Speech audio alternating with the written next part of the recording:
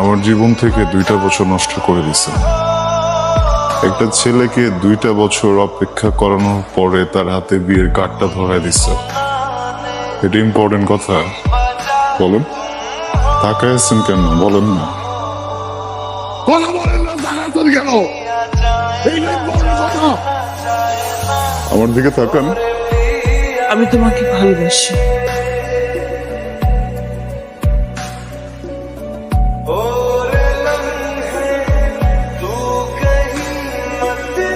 কি কথা বলো না কেন? কারণ আমি কিছু বলতে আসিনি, শুনতে আসছিলাম। শুনে ফেলছি, এখন তোর কোনো কাজ নেই।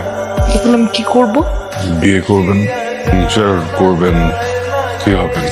এত স্টুপিড তুমি, কথায় বুদ্ধি নাই? হ্যাঁ, কিছু বুঝো না?